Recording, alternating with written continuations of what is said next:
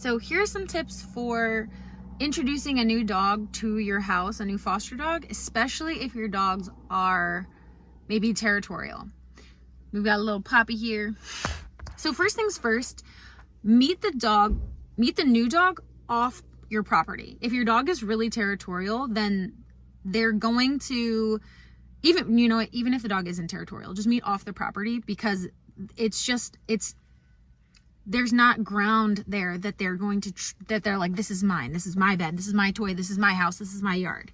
So if you meet off property, then what you would do is, as your new foster dog is coming in, have the person who's bringing the foster dog walk alongside you. You don't let the dogs meet. You initially you're walking with your dogs, they walk up with their dog, and they walk side by side. And then your dogs are learning, okay, we're good, we're cool, we don't have anything to be scared of. I'm gonna set this here so I can focus. But yeah, we have nothing to be scared of. This dog is not a threat to us. This dog doesn't want to eat our food. And you also want to take up any bones or toys that they're super protective of. Bones and toys are a big reason that dogs fight. So let's see. Cool. Okay. So if you have, I would just pull those out, or your new dog, just don't let them play. There are schools of thought that say just don't let your dogs interact the first couple days. Like, you can put your dog in a crate. This is an option. Some dogs feel actually more safe when they're in a crate. My dog's not super territorial, so I don't do that. But if your dogs are, then sometimes you can put them in a little crate, and that barrier kind of creates like this protection where they can smell each other, but no one's in danger. So that's also an option.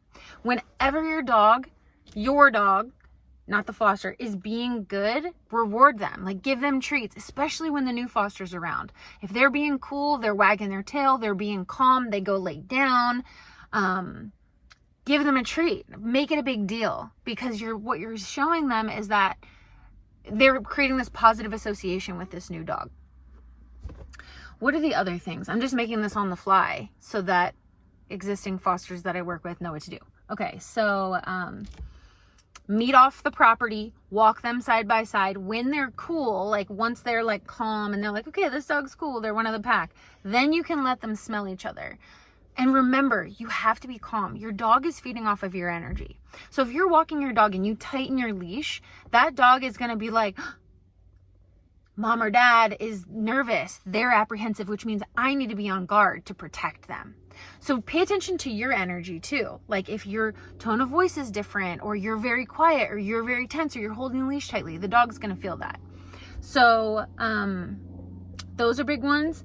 And then if you give your dog a bone, cool. But let's say you have 2 dogs and you have a foster dog. Give all of them a bone in different areas. You also want to feed them in different areas. The goal here is we're trying to keep it from being where there's any competition. There's no competition for food. There's no competition for bones. There's no competition for love. There's plenty for everybody, right? So if you have a new foster dog, have a bed that's just for them. Don't require your existing dogs to share their bed or their toys or anything, especially if they're territorial, because what we don't want is for your dog to bite them. But let's talk about this real quick, because it does happen.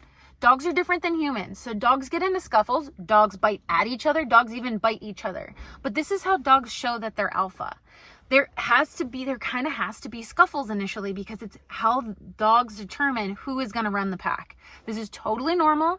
Of all my years, I've been training dogs for 23 years. I have never seen a dog that actually really wants to hurt the other dog. They usually just get into like a scuffle really quick, which can be scary, but you need to stay out of it.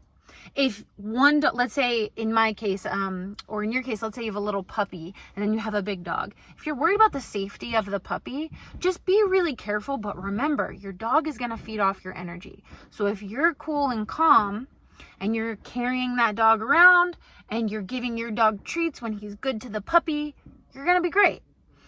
And just go nice and slow. If you have any questions, you can comment them below and I'll make another video to answer them. But those are big tips for when you're starting out. And you got this. Go you for fostering. I'm really proud of you.